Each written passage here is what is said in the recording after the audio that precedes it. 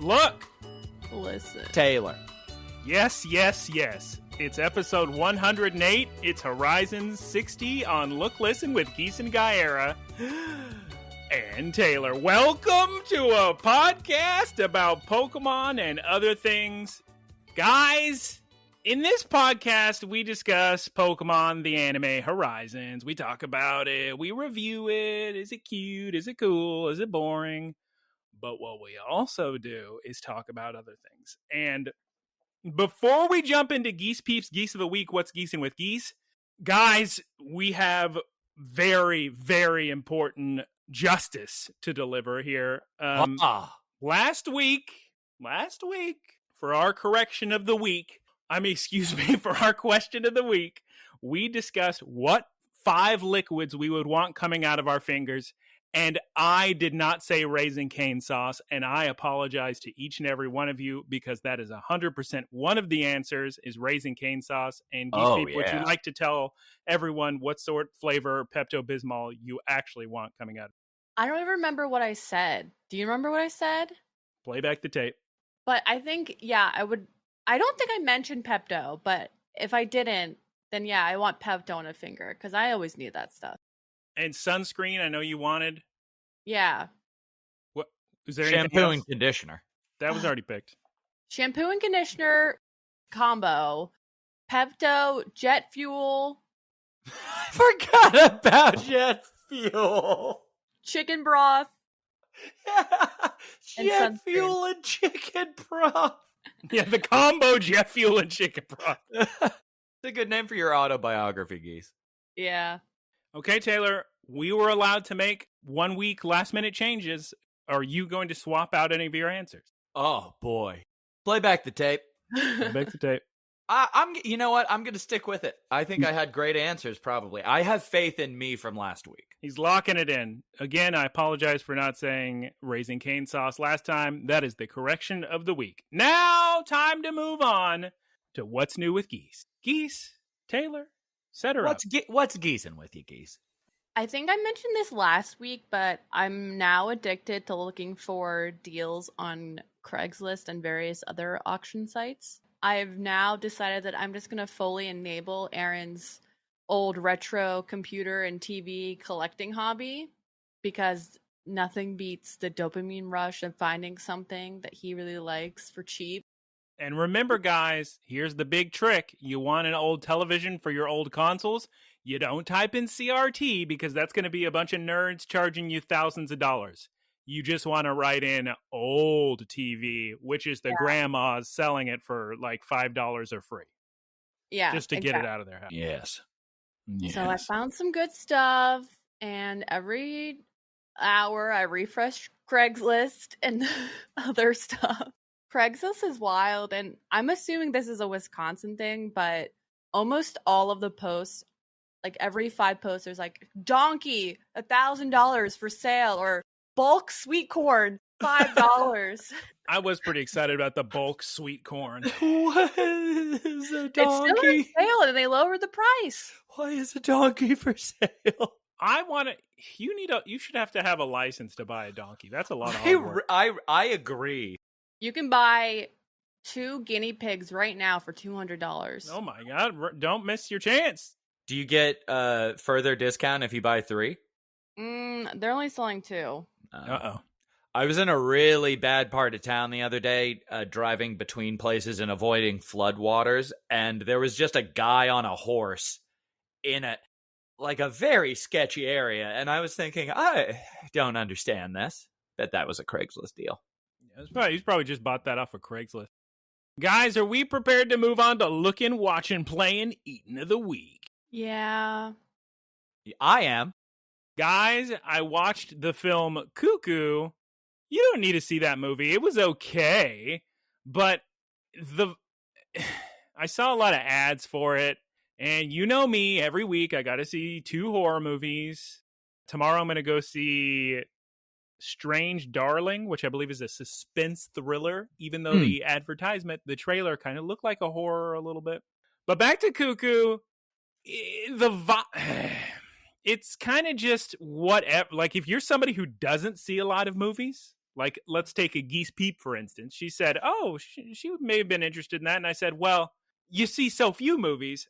I definitely wouldn't prioritize this one. I see a million movies, and this one's not going to be anything I would recommend to somebody. It's just like a movie of the week on TV, ABC special based off this short story in a compilation of 1,000. Everything in it we've seen before in a million movies, I think. I mean, there's some cool little themes. It made me want to watch Twin Peaks big time. Oh, then it did its job. Yeah.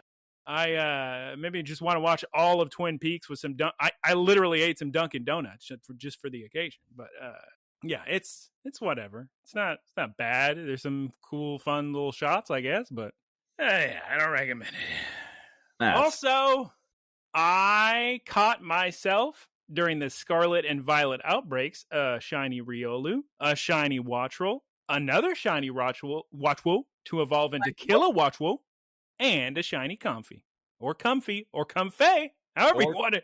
Comfy? However you want to pronounce that bunch of flowers. And an eating of the week, guys, you have no idea.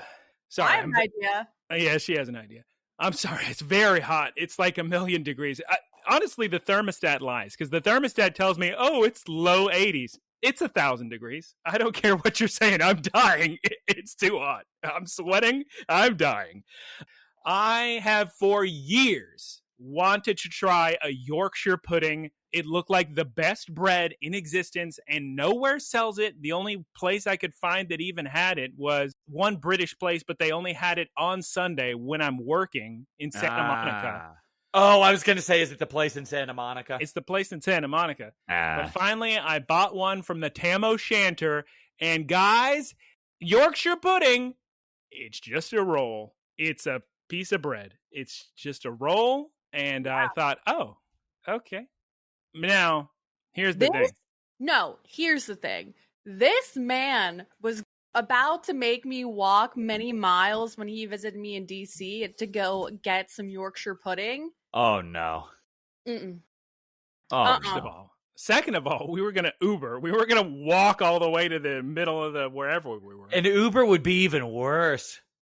No, you add that to the price tag of the Yorkshire pudding? Yeah. Okay. It adds up. It's just a piece of bread. $55 piece of bread plus tip. I did tip because I got the Yorkshire pudding to go, and it was $2. So I went, I guess I'll tip 50%. That's a huge tip, right? Oh, massive tip. Yeah, that's how people's brains work. Yeah. They're like, oh, it's only $1, but percentage-wise, it's quite flattering. It was to go. It's a to-go order. You don't need a tip to go. Anyway, here's what I have to say, though. Yes. I only ate it by itself. So I'm willing to bet that when you eat it as intended, which is with a Sunday roast, Geese, you can stop shaking your head for 2 seconds while I get through my sentence. I'm willing to bet if you cover it in gravy, mashed potatoes, and your roast, your meat, I bet it tastes pretty good. Because it's very spacious inside, so you could shove everything in there. So the interesting thing is I assumed a Yorkshire pudding was a piece of bread stuffed with a roast. There are places in England, and probably the rest of the world, that will sell an enormous Yorkshire pudding like that. But you're kind of describing more of like a shepherd's pie. Yeah. And that concludes my watching, playing, eating of the week. Geese Peep, please tell us about Olympics and cheesy beef burritos. Actually, guys, I'm sorry to interrupt Geese, but it is actually double cheesy beef burrito. I don't know why she leaves off the double. Whatever. She just doesn't have any context. This probably seems like the normal amount of cheese. So when they release the quad cheese burrito, she'll be like, double cheese. I'm so insane. Little Caesar's crazy bread's normal to me. So. Yes, Geese? The Olympics are done. They were nice. All the sports and countries were there. Italy beat the U.S. women's volleyball. Wow. That was a good game. I love watching volleyball. You sound like the kid in my summer school speech class. The kid who went, do you like ice cream? Because I do. I love watching volleyball. It is my, she turns the page, favorite. So Geese, you'll find this funny. My image is still the face of Turkish volleyball, and Good job. all of Guncan's friends send me pictures of Turkish Twitter whenever there's a volleyball match going on. So That's sick. great. Yeah, I don't have anything to do now that they're over. It was fun while it lasted. There'll be more Olympics, don't worry. Yeah. Next time in LA. Mm-hmm. Yeah, and by then the Shinkansen to Las Vegas should be up and running. Poor Geese Peep had 4 to 17 screens up at any given time. So she was just hit with every sport all at once. That's and now right. Now she's got nothing. Yeah. Okay. I was going to say, Geese, what was your life before the Olympics? But it's like you just went on a birding cruise, and now you have to return to reality. I see. I'm sorry, Geese. That's sad. Everybody, send an email to looklistencast@gmail.com saying, I'm sorry, Geese Peep, that the Olympics are over. Eating wise, I've been craving a cheesy double beef burrito From Taco Bell. And I can't get them at home because my family doesn't eat Taco Bell, and also the closest one is like 20 miles away. Oh, wow. While Geese takes a sip of her drink in the middle of her section, let me tell you, Geese Peep, when I was a child, we literally ate Taco Bell more than every other food. That was our dinner minimum 3 times a week. And every single time I would get the full cheese cup. We dipped our bean burritos into the cheese. And I always got my little side of pintos and cheese. Pintos. But anyway. Geese, stop interrupting Michael's watch and play and eat in part 2. But anyway, so I'm at Aaron's, so I got a cheesy double beef burrito, and I get it with no sour cream, no nacho cheese, plus potato, plus tomato. No tortilla, no beef. May as well have just gotten a side of cheese. Got him. She said no cheese. They're opening up a Taco Bell 5 minutes away from my house soon, so. Can I get a side of ground beef? Put some ground beef in a little solo cup. You're allowed to do it. It's not a solo cup. They have their own little... is it not made by Solo? Oh, is it? The little side... what are those things called? Thank you, Geese Peep. Hopefully your Tumbo is able to handle another Taco Bell. Well, now, in retrospect, should I have eaten such food? Yes. When I had not been able to poop in 5 days? Oh, 100% No. yes. I did prevail. I ate a bunch of grapes and watermelon and took a stool softener, and now I feel like a new woman. And Sorry. a bunch of prune juice. Yep. Grapes and watermelon, are those good? Well, they hydrate you.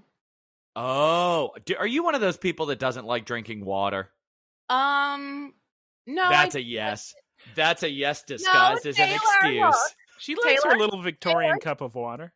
No, I do like it. I just get so hyper-focused because I'm working on Adderall that I forget to drink water. I have water right here. Won't catch me forgetting water. That is sparkling flavored water. Look at us out here.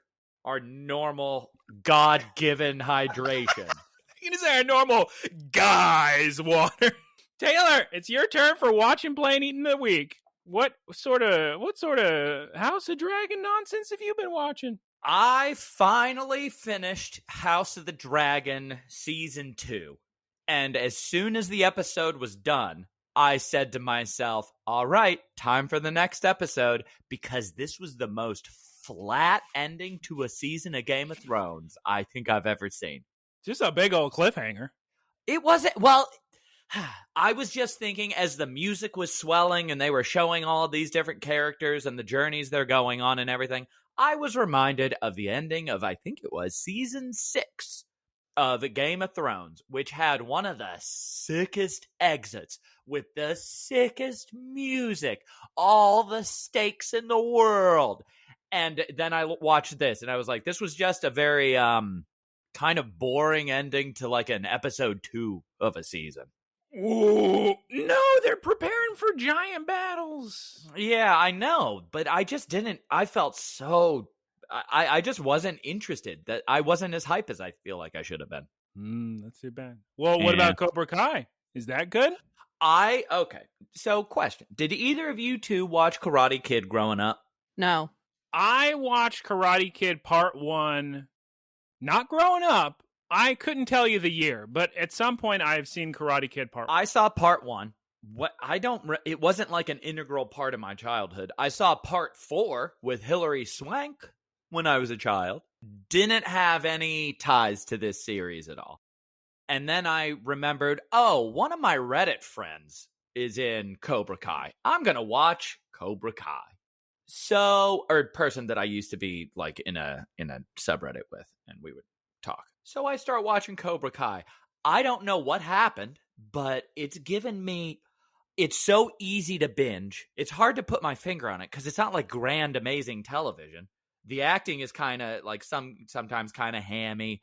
It's like character motivations are just, oh yeah, we're in a fight now just because. Well, fun fact, that show actually started on YouTube. Correct.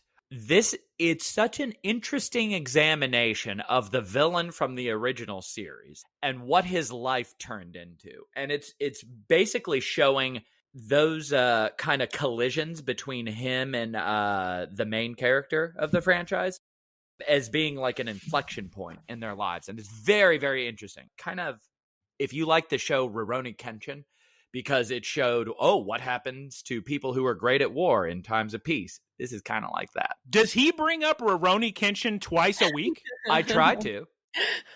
Also, fun fact number 2, yes. The main character of the Karate Kid movies, while he may not look it, that man's 93 years old. Yes, he was older than pretty much everybody else, and he looks like a little bitty teenager. Crazy. And now, Taylor, let's move on to happy belated birthday, the birthday boy. Geese Taylor, why did we literally recorded a day before your birthday? You didn't mention it at all. Michael had to tell me it was your birthday. I don't go crazy about my birthday. Not many. There's a lot of men, Geese, that it's weird for us to be like, it's my birthday. Yeah, like what am I going to do? To text you and say, hey, guys. No, you could have been like, when we chat after the podcast, like, I have some plans for my birthday. Or something Geese, like that. I didn't have plans. Okay. Is a post right here says still no birthday meals. My original plan was to be in Los Angeles on August 8th, the morning after my birthday. I was going to wake up super early, get my new phone, which I did, and then hop on a plane and spend a bunch of time in Los Angeles, Coco Ichibana for days, bunch of movies, water polo practice, fun on a bun. Instead, I'm doing errands and helping my mom fix her washing machine. And I was looking at my to-do list on August 7th, which is my birthday, and I was like, happy birthday to me. Happy birthday to Taylor. Well, and good news, when next time you come to Los Angeles, Vampire Survivors is going to be out on PlayStation with local co-op on the big screen. Oh, that's going to be so much fun. And I was talking to the developer, and he was talking to me about trophies, and he told me I better get the platinum, so... Oh, sick. You know we're getting trophies. Oh, Geese looks devastated, or just unhappy. I mean, what else is new, but... Yeah, honestly. But, That's great for you guys. I didn't get a present either. Oh, I did get a present. Eric gave you a present. He did. He got me the game Hi-Fi Rush, which is high. You got to swear? Good time. Well, no, I was just gonna say highfalutin, but I just forgot what that means. So I also got a toy car from one of the people I play water polo with. I thought she was joking when she said she was going to get me a real classy Hot Wheels. And look, Geese, this one says 14 plus on it. Ooh, for the big boys. Exactly. So that is next to normal gym leader. I got you a mic stand. That's like a present, huh? Sick. Yeah. That's awesome. Love mic stand. All right. Taylor, almond butter. I finally went to a Costco in Houston that has non-organic almond butter. Everybody knows it's my favorite thing because it's at least $3 less a jar, and I spent $240 on it. Everybody knows this. Name one person that doesn't know this. I can't, but I'm still preaching to the choir here. I've been eating a lot of almond butter. Geese, if you're having problems going to the bathroom, drink some water without flavoring and have a bunch of almond butter. Almond butter is probably one of the worst things I could eat based on my dietary restrictions. Oh, yeah. It's fatty and it's calorically dense. I guess that makes sense because you can only eat watermelon and ground meat from Taco Bell. Yeah, that's a treat for her. Anyway, it's time to move on. Is it time to move on to Pokémon News of the Week? Did I hear Geese say it? Yes. Oh, it was just it's a register that humans came. Guys, tragic news. We have to open with Poké News of the Week. So it's time to get your tears out. Rest in peace to Rachel Lillis, who was I think that's how you pronounce it. She was the original voice actress of Misty, Jessie, and Jigglypuff in the Pokemon anime in the English dub. Gone much too soon. 46. Very tragic. There's lots of beautiful fan art of her characters on the internet, so please enjoy that and treasure her memory always because she was so good. Geese loves Jessie more than anything. Yeah. I didn't tell Geese because I didn't want to make her sad, but she found out anyway. Oh, I thought you were going to say, and now she's reacting to it live. No. When I saw the news, I was like, oh, God, I hope Geese doesn't see this. But I did. She did. There's no way to avoid that news because she was just so prolific. Yeah. And now we'll move on to not sad news. Maybe I should have done these ones first. Yeah, maybe. Now moving on to the rest of Poké News of the Week. Cerebi reports that Part 4 of the English dub of Pokemon Horizons will release on Netflix November 22nd, 2024 in the United States. Guys, I say it every week, but please don't watch this because Fue Fue Co is not a baby. He's not adorable in English. He just sounds like and people don't like it. I'm very sorry about that. Sorry, shouts out. I'm sorry, voice actor of Fue Fue Co in English, but I was going to say, it's not that I'm sure. I don't know what they were thinking. I don't know who watches the source material, hears Fue Fue Co saying hungies, and says, let's do something different. Yeah, it's a bit rough. I had to convince somebody. I feel like I'm repeating myself, but I had to convince somebody to watch it in Japanese because they stopped watching Horizons because they couldn't handle Fue Fue Co's gross little voice in English. Really? When he's a baby in Japanese. I actually had a really hard time listening to Goku's Japanese voice actor after listening to the American one. I felt the same way because it's just a really high-pitched woman. Yeah. So it's like the opposite. Also, Geese, look, the next Pokemon Sleep event has been announced, and we're getting Suicune in the game September 2024. Look at Suicune. She's beautiful. More like Sleep-Coon. You were saying, Geese? That's water Pokemon, right? That's the water one? She's water type, yeah. Sick. I'm ready. She's ready. So what do you have to do to get Suicune in that? You can either get lucky and she shows up, or you can use a Suicune incense and she'll show up to your campsite. And then Taylor, in Pokemon Go news, the Pokemon Go community days for next season have been dated. That's right. Catch your shinies on September 14th, October 5th, and November 10th. That would be a Saturday, and a Sunday. Sunday! Sorry, it's actually a Saturday, Sunday, but I can't not say Sunday. Sunday! Unfortunately for me, that means no shinies on those days. No, you'll get a shiny. No, I think that every time, and it just never happens. Well, I get so many shinies, you can have a couple shinies in Pokemon Home. Also, if you don't have 3 shiny Beldum, August 18th, which is very soon, that's in a couple days as of publishing date for this, you get some shiny Beldums. That is August 18th, 2 p.m. to 5 p.m. local time. Get your best, for those of you who play Pokemon Go, get your best IV ones and hopefully a shadow one, and make sure you evolve it into Metagross because that is going to give it Meteor Mash, which is what makes it one of the strongest steel type attackers. Yeah, people love Metagross. I finally had to, because I just beat Giovanni to get my Cresselia and go, and I always just brute force him with my 3 pokes. I use my Mewtwo, I use my Beware, and I use my 4-star Garchomp, and they're always able to take him down, but not this time. I had to build a new team. Giovanni was too tough. Had to use a Machamp, a Piloswine, and a Gengar, and beat him so quick, so fast. I did not actually get the Shadow Cresselia. I am gonna use that rocket radar later because Cressalia's only real use is in like the Great League for Pokemon Go. Well, the Cresselia it's a part of a main quest line, so that's not going anywhere. Yeah, exactly. So you use your Giovanni encounters when So what I'm waiting for is either Shadow Rayquaza, which would obviously be my boy, or Shadow Giratina. I would also really like. Oh, I see what you're saying. All right, guys, it is time to move on to an episode of Pokemon this week, including a little kanji lesson. Taylor, why don't you tell us what happened last time on Pokemon? Previously on Pokemon, Dot finally has her entrance exam part 2 or 3, I can't remember, and she loses her battle, but wins her test. Good old entrance exam. Geese Peep, will you please tell us the name of this week's episode in English? The first snow. Fue Fue Co. Or Fue Co. You could translate it either way. Or in Japanese, Hajimete no Yuki.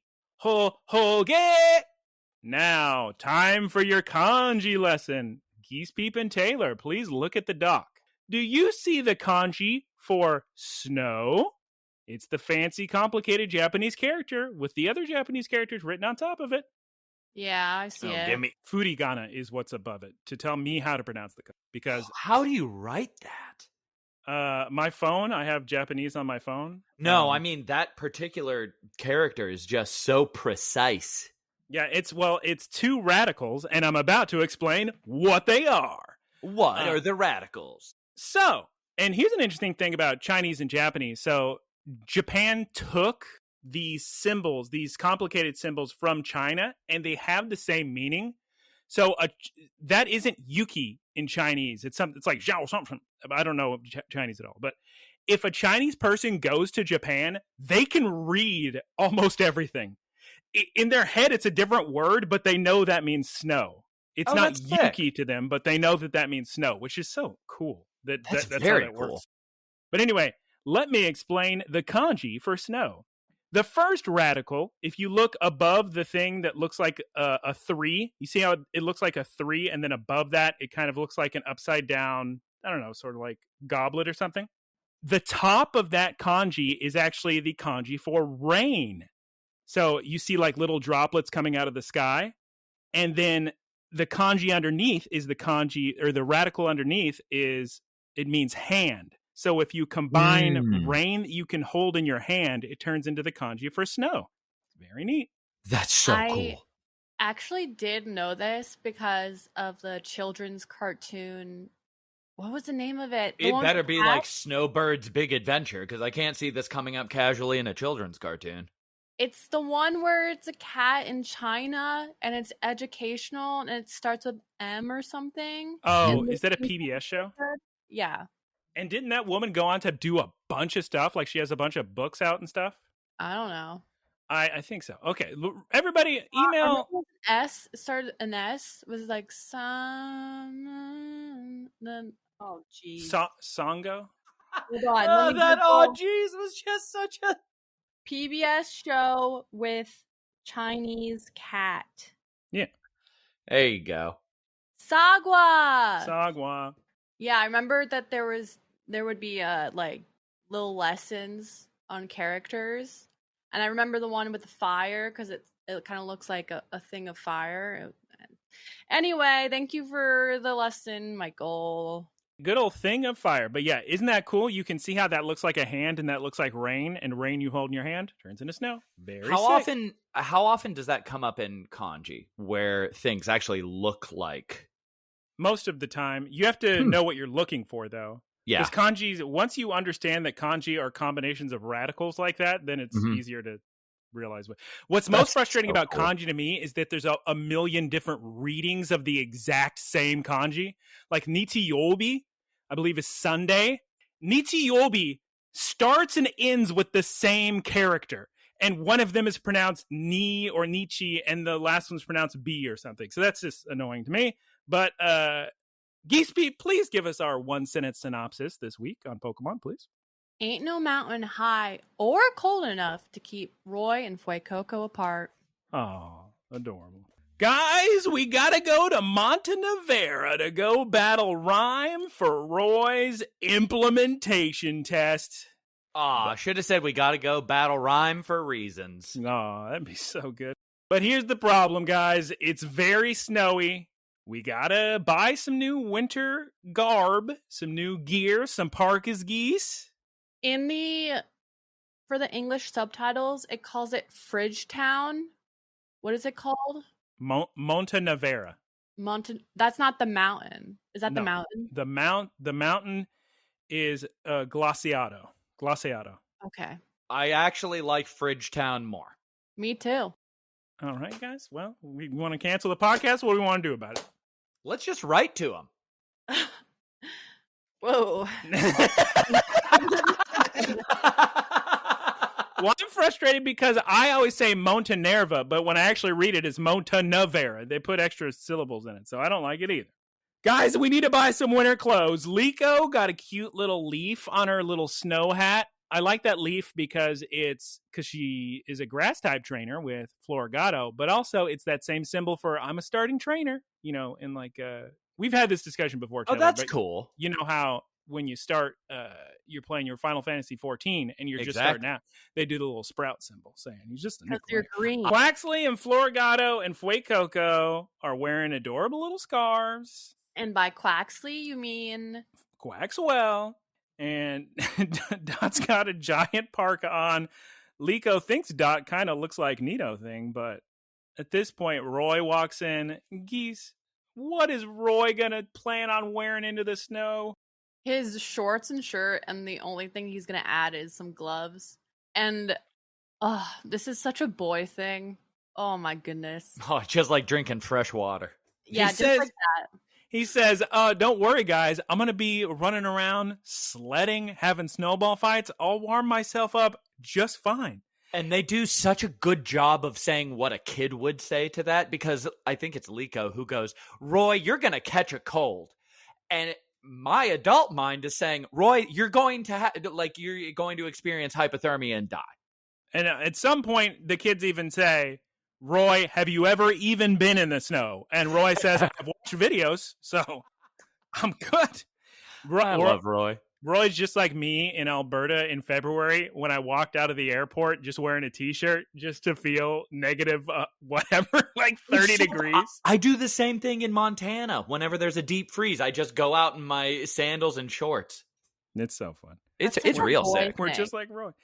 Okay, so then we cut to the kids walking towards the mountain through a cave. Thank goodness they've convinced Roy to put on some reasonable attire. He's actually wearing his little jacket and his little thing. He actually looks very comfortable. It's snowing, Geese, and we get a theme song, and we're back. Roy and Fue Co are playing and laughing and carrying on. Liko thinks the snow is pretty, but honestly, Geese, Dot, she's dying. She's not a fan.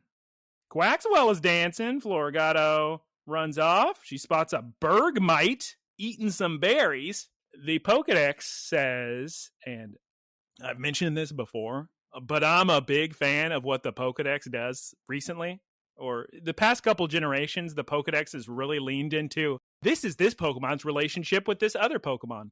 And they do it with Pokemon introduced like several generations ago. So I always find that interesting. It's very fun, yeah. Anyway, the Pokedex says that Bergmite is always fighting with Frigibax. So funny.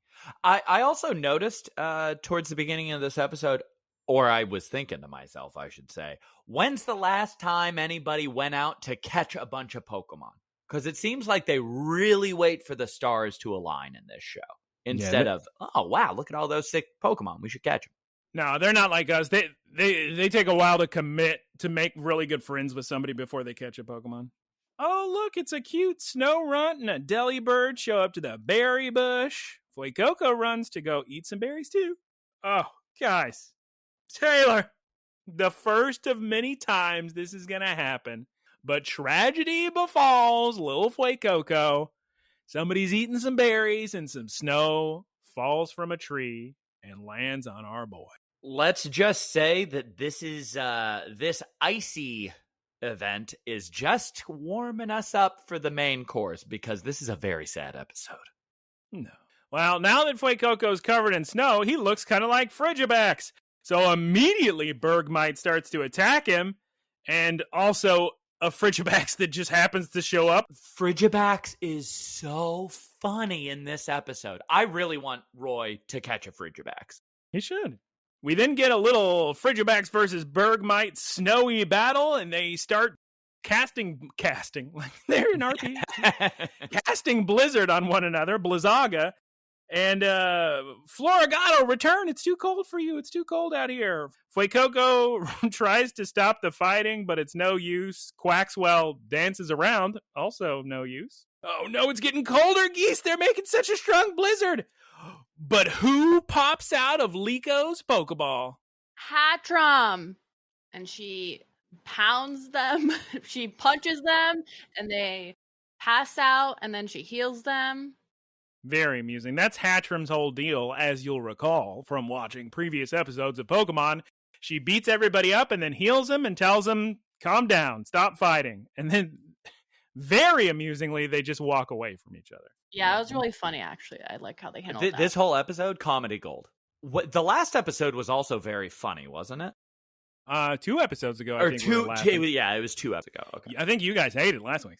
All right, guys, it's time to go to Montenegro for real this time. Let's cut to everybody going.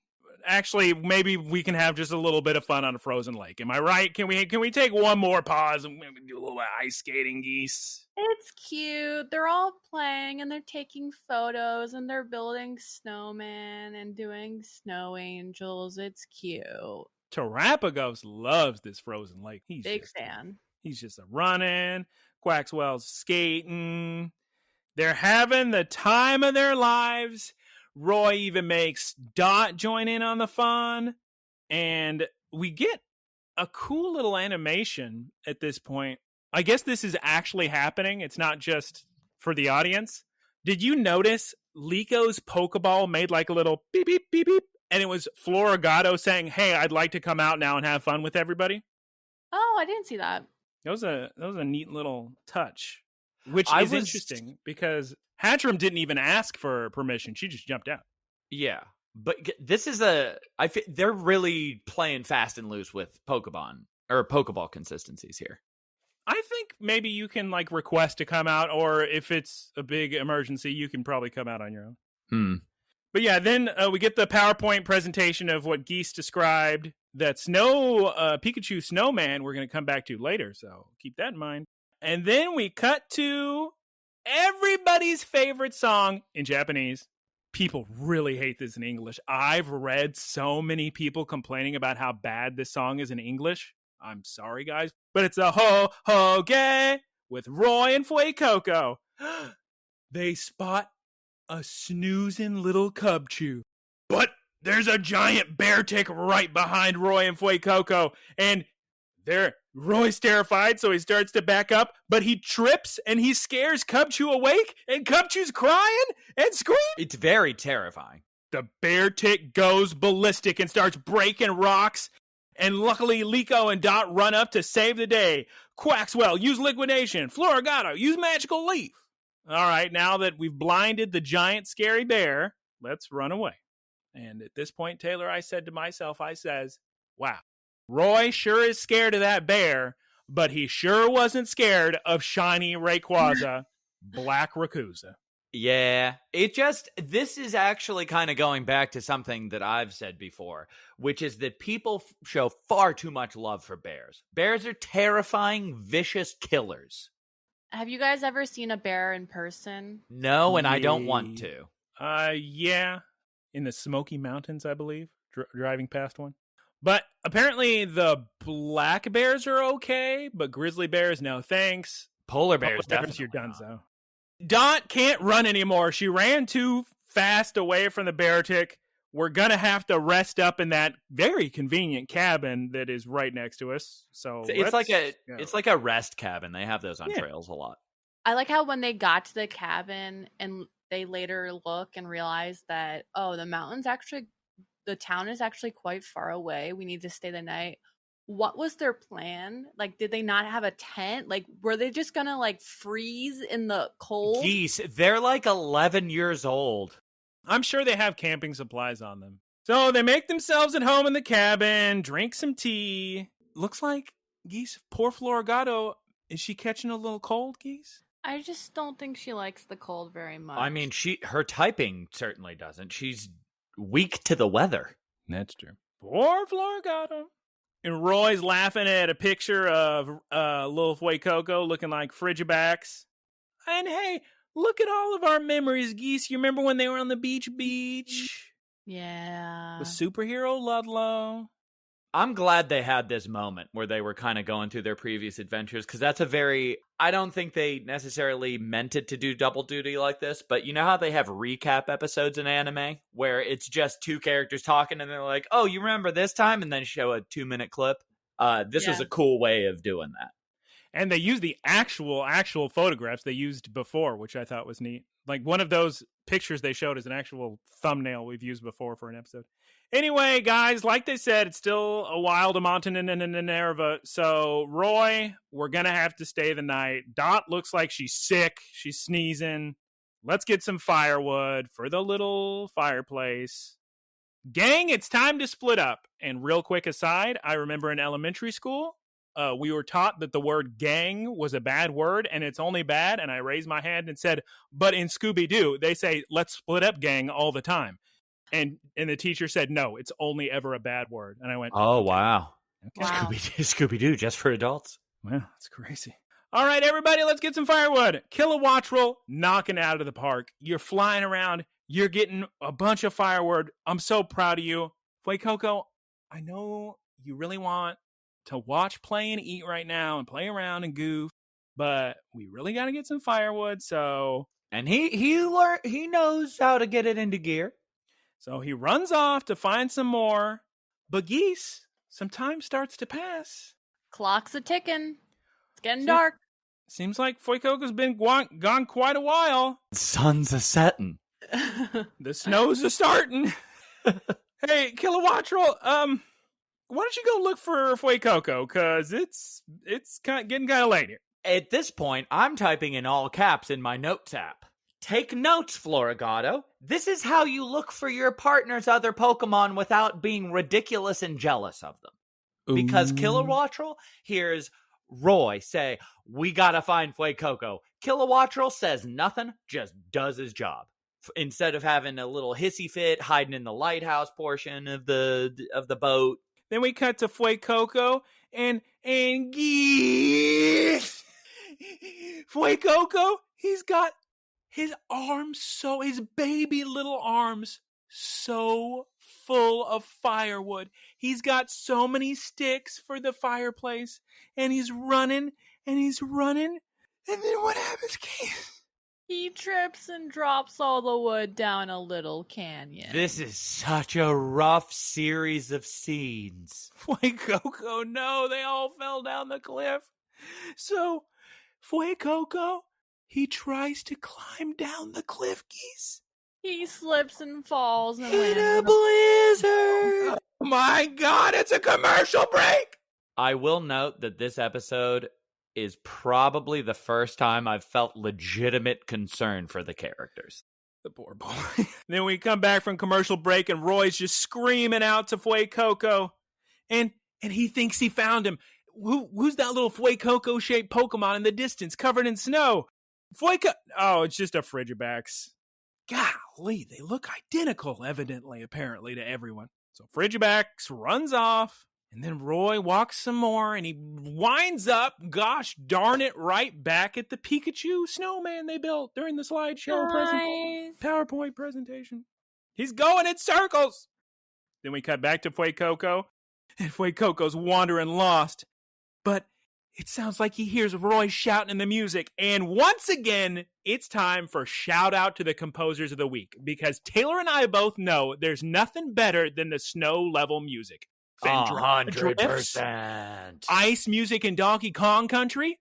The ice music right here. Composers knock it out of the park. Wonderful work with you. The whole time, though, I'm sitting there watching these two look for each other, and I'm thinking, if only one of them had access to an unending stream of fire.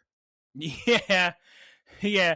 Spoilers for later, but also if any of them had access to a cellular phone to communicate with everyone, that'd be so Yeah. That's fine. Anyway, we'll ignore that for now, and we'll discuss that in review of the week. Guys, they're right next to each other, Fue Coco and Roy. But again, more snow falls on Fue Coco, so Roy doesn't recognize him, and they run off in opposite directions. Okay, all right, guys, sure. It's fine. That happened. Yeah, no, yeah, it's classic. Geese, we cut to the cabin with Liko and Dot and all their Pokemon. They're starting to set up the fireplace, but I think they're kind of wondering, Geese, where's Roy? Why is he taking so long? And then we cut to Roy, but it's nighttime now, and it's getting even colder, and he's yelling out for Fue Coco, and he's devastated, and the saddest moment we've ever seen in this anime. We cut to Fue Coco. He's so cold already. He's so sad already. But now in the darkness, he's hungry. He's starving in the cold. By such an order of magnitude, this is the saddest scene in the series. There has never been a scene this sad. He's crying. He's sitting down. He's whimpering in the cold. Whimpering with a growling stomach. But Geese Peep, don't worry, because we cut to Roy with the Fue Coco song, Ta Ji Agare Makeru no Gambate. O Mo Idase Makeru no Gambate. And Geese, with this power in Roy, he starts stomping through the snow. Makeru no Hogeta Gambate. And Fue Coco's doing it too. He's going Fue Coco, or however he does it. How does Fue Coco do it? That's close enough. Fue Coco. Fue Coco. No, he goes, okay. He's speaking Japanese. But, guys, Fue Coco hears Roy, the echoes in the distance. Hey, Geese Peep. Geese, they see each other. And they do the dramatic jump in slow-mo air hug. With the background change. Yes. And they're both just crying, so happy to see each other. And poor Roy, a second ago, he said, oh man, I had no idea it would feel this terrible to be away from Fue Coco. It's so funny because they're finally reunited and they're both laughing and hugging. And I misread the subtitles, and I thought the first thing Roy said was, gosh, our song is so unbearable. No, it's a great song. But he said unbeatable. In English, it's unbearable. But they're laying in the snow. Kilowattrel flies in. Guys, let's get back to the cabin. Oh, hey, look, on the way back, there's Cubchoo and Frigibax eating berries together. Oh my God, Geese. Here comes the stinking Bergmite too. So then Roy gets a brilliant idea, because he doesn't want to cause any fight and trouble, you see, not with the bear tick so close to the Cubchoo. What is Roy's brilliant idea for Frigibax? Puts a little red scarf on him and a twig on his head, so he looks like Fue Coco. And he plays along with it so beautifully, and I'm laughing so hard at Frigibax. He mimics Fue Coco's little head movements, and Bergmite is fooled. But again, for the 7,000th time, some snow falls from the tree and lands on Fue Coco. So now Fue Coco, next to disguised real Frigibax, looks like a fake Frigibax, which upsets Bergmite. But then, in a happy twist of fate, Fue Coco sneezes, and then what happens? Now he looks like a little Cubchoo. With the ears and the little snot bubble. Adorable. And once that happens, Beartick's having the time of his life. He's like, oh, great. We got two little Cubchoos here now. And we're all friends now. Let's all eat berries together. Wonderful. Great. And now, guys, finally, Roy makes it back to the cabin with Dot and Liko, worried sick. Again, anybody could have called. Anybody could use a cell phone. Nah, that's crazy. That's crazy. Worried sick. But Geese, after all this turmoil, what did they forget to bring or lose all of along the way? The firewood. I actually felt really bad for Fue Co because it literally putting his life on the line for this. Yeah. So Roy just says, "Oh, guess I better cuddle with Fue Co then." And they go to sleep. And I think in this scene we see Roy's phone is just sitting next to his head. And do we see a picture of all of them having fun together, including the bear tick? Yes. Yeah. Then we cut to the next morning. Guys, now for real. It's time to go to Montanavera. And to be continued. Yeah. And that concludes the episode. Geese Pete, please give us Professor Frito's Seminar of the Week. This Seminar? This here seminar's about the ice Pokemon Frigibacks. He's a little dragon, but he don't know no better. He gets cold, but that's okay. This seminar is on Frigibacks, the ice fin Pokemon, apparently. I didn't think you were going to say the type. I thought you were just going to go the Pokemon. He's a little ice dragon. He's a little ice dragon, and he's mainly a solitary Pokemon. But when two meet and they fight, they decide the winner based on what body part? Is it A, their hand feathers, B, their fins, or C, their tails? A, their hand feathers. Which I was not expecting. I thought it'd be the fins. I also thought it would be the fin. Whatever, I guess. But yes, they use their hand feathers. When they fight, they use the hand feathers on the backs of their hands to decide the winner. Because kind of like birds and, other animals, whoever has the biggest, most colorful wins. And then we see an animation of two Frigibacks fighting over a berry. And we see that one of them has, I guess, more colorful hand feathers. It's just berry. Oh, yeah. And so we see one Frigiback's eating a berry and the other one is distraught. And Captain Pikachu looks very confused. Captain Pikachu's tried to stop them from fighting. Hopefully he'll step in and at least get a berry for the other Frigibacks. It's all very sad. Thank you, Geese Peep, for the Professor Frito's Seminar of the Week. It is now time for us to discuss our thoughts on this episode. Who wants to start? I always go, I'll go first this time. This was a great episode. It was really good filler. The comedy was very solid. And it's interesting because there's so much that was similar with the pacing of it and the punch of all the little jokes. It reminded me a lot of the episode with King Gambit as far as the comedy went. A lot of very funny animation, a lot of really quiet scenes where somebody just kind of moves away in a comical way. Very, very good episode. Cared about what was happening. This is a solid 9.0 for me.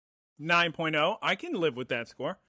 This episode of Pokemon is very adorable, very cute, very sweet. If you're making me feel emotions from little poor baby Fue Co in the snow, I think you've already won.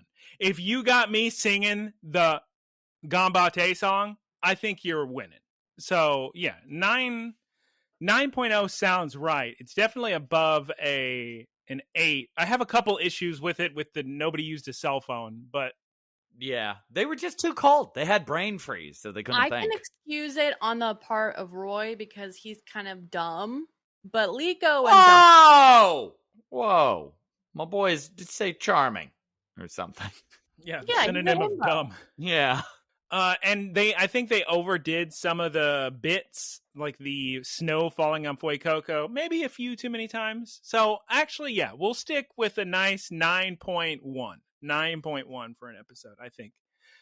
Very adorable, very sweet, very cute, very sad. You are on the edge of your seat when you're watching the scene of poor baby Fue Co dropping his little sticks and falling down the cliff. Come on now. Guys, that's a 9.1. You care so much. Geese Pete, please tell us how you felt about this week's episode of Pokemon. Please. I thought it was very sweet as well.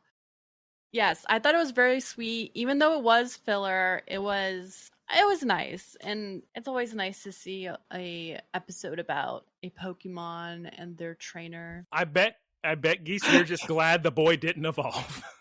Oh my gosh! I really thought he was. Did you see his little hair at one point glowing? I know. I literally wrote, if he evolves, I'm gonna end it all. I mean, it makes sense. He would really need to get through the situation, and then he could use his maracas to get a hold of Roy. I mean, yeah, not using a flamethrower into the sky or anything. But yeah, it was really sweet. And was this episode necessary? No. But did it go quickly? Yes. Yep. This is like an 8 for me. An 8.0. Very nice, guys. Very nice. And that concludes our discussion of this week's episode of Hajimete no Yuki, Hoッホッゲー, or in English, Pokemon. The first snow Fue Fue Co, or Fue Fue, however you want to spin it. We're now doing Taylor's idea of doing question of the week before wrap up. So, my question of the week, I guess this is kind of a serious question. I heard something recently, and I wonder, do you think this is true? Does this have any merit? That children growing up, their behavior is very much influenced by how their parents describe them to other people. Meaning if a parent is constantly talking about how good their kid is, that kid is more likely to do good things because they want to live up to this idea. Whereas if a parent is always saying, oh, my kid's so bad, he's always causing trouble, the kid's more likely to just cause more trouble because that's what the parent thinks of them anyway. Like self-fulfilling prophecies and everything.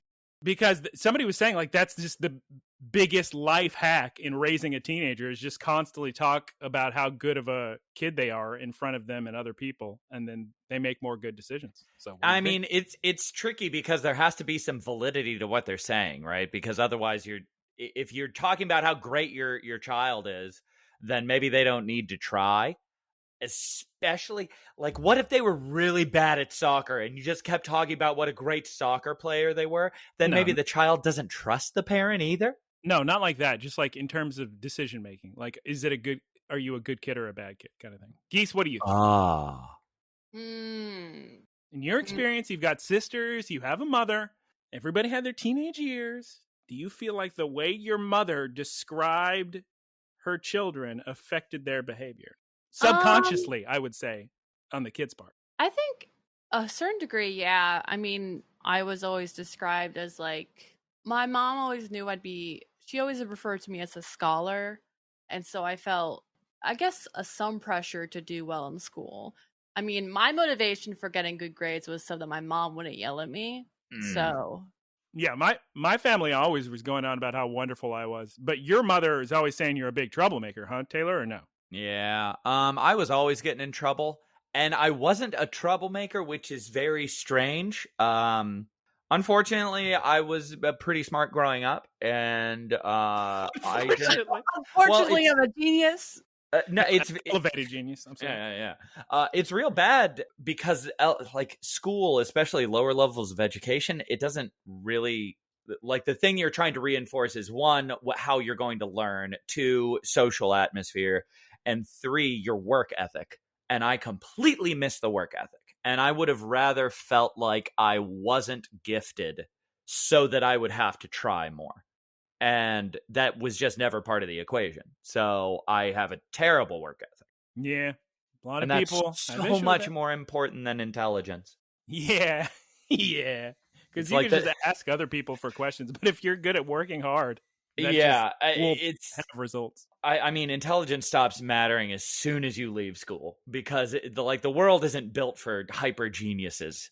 You know, it's built for everyone, and work ethic is going to trump any natural talent like 10 times out of 10. Yeah, a lot of work ethic and a lot of confidence. So I would say because my mom I would always get, I don't know. There wasn't an environment when I heard my mom talking about me all the time, but when we were in public, she was very much, she would defend me to like my teachers when my teachers were like, he's not doing his work. And she would be like, oh, well, he couldn't. But then when we were in private, she would always say, you really need to be doing your work. So as an only child, she had no one to compare to. Exactly. Where Geese Peep over here, all her millions of sisters. Well, we each had our separate little category we were defined as. Oh, tell us. What were the categories? My middle sister was the sports one. Uh-huh. Sporty Spice. Yeah, Sporty Spice. Uh-huh. My oldest sister is a scientist. Oh, Science Spice. Yes, and I was always the scholar. Scholar Spice? You have full alliteration in your family? Yeah. Well, actually, yes. Actually, yes. Yeah. She doesn't want to say everybody's names, but yes, they're all alliterated. Oh, that's great. Yeah. There's also like the pressure of my mom is a pretty well-known person in the community. Ooh. Oh, and that's before Antiques Roadshow. Yeah. Man. Wow, So that's cool. whenever in public you would encounter someone like, "Oh, are you my mom's name's daughter?" And she was like, "Are you the one that plays field hockey?" And I was like, yes, but you're thinking of actually the other one. I'm the blank, blank, blank. For a while, I was her unemployed daughter. That's really cute. Like when we would go to Florida, she'd be like, "Oh," my mom would introduce me to someone she just met at the pool. Like, "Oh, like Nancy, this is Maureen, my unemployed daughter." What So were good. your sisters doing? Were they like a doctor and a My congresswoman? oldest sister is a doctor. Okay. She has a PhD. She's not a medical doctor. She's a science doctor. Uh-huh. But yeah, there was pressure to fit within a certain category. So now does she introduce you as her employed daughter? Yeah. This is my daughter who works remotely. Ooh. This is my daughter who works She can travel all over and still work. anywhere she wants. So what is our consensus on that theory that if you are a parent, you should constantly talk about how good of a child you are and how they always make the right decisions, and it will influence the child to try to do that? If I was a parent, I would just maybe not do it in such a indirect way. I feel like that indirect kind of mind game way of parenting is not the best. What, just saying your kid, "Oh, you're such a good kid"? No, this isn't like the soul level of communication you would have on this. This is just how you would display your kid to the outside world. I'm just saying it makes a little bit of sense, because if you constantly were telling a kid how bad they were, then what reason would they? Yeah. Because And you then could try to prove them wrong by being good, but it's never going to be enough. So I think and that would like also influence how others viewed the kid. So that would, it's like, this is my kid, the ne'er-do-well. the expectation, that's right. Yeah. Good thinking, Taylor. Yeah. I think there may be something to it. Yeah, I think I would always be very positive with a kid in public. And then if there was any behavior correction that needed to happen, like keep that private. Oh my gosh. Yeah, my mom didn't ascribe to that philosophy. Really? I remember one time I was having a panic attack after high school, and I had an orthodontist appointment, and my mom took me to the orthodontist appointment. And she said, "This is my unemployed daughter." Yeah, that's what she said. No, and I was having a panic attack, and I was just like, my mom was trying to have a conversation about me, something like about applying to colleges or whatever, and I was just like very short with her. And I was just like, "Mom, like, can you just like let me?" And then she starts in a very loud voice in the lobby that's packed. She's like, "Maureen, you're being so disrespectful of me." Oh, And then God. That was the turned play? The lady that's sitting next to her, and she's like, "Can you believe my daughter's acting like this?" Wow. And the lady starts being like, "Kids these days," and I'm just sitting there and I'm seething and I'm having the worst time of my life. And it's like, What I did you can't do? do anything. You can't do anything, because if you fight back, she's gonna escalate and be like, "Look, Yeah. she's talking back." She's honestly, the best thing was to ignore it and just, it was awful. Oh, wow. That's rough. Because then she can say, "See what I mean?" Exactly. Yeah. I would have just left. Yeah. I wish I could have. My mom drove me to the orthodontist. I would have walked. If it's good enough for Roy, it's good enough for me. All right, guys. So That's how we feel about that current discussion on social media of the day. Time to move on to the wrap-up. Geese Pete, please start us off with some Keith Talk, perhaps, or Spotify, Apple Podcast. Thank you, everyone, for listening. Please find us on social media at Look, Listen, Cast on Spotify, Apple Podcasts, and YouTube. Whole choir in. Like and comment so more people can find us. Thank you to Keith for our artwork. You can find him at twitch.tv/KeithSquared. Shouts out to Professor Ticklebits for the website. And Boilerplate. You can follow him at twitch.tv/prof_Ticklebits. Also, you can catch Geese Peep on there playing Barbie Adventures.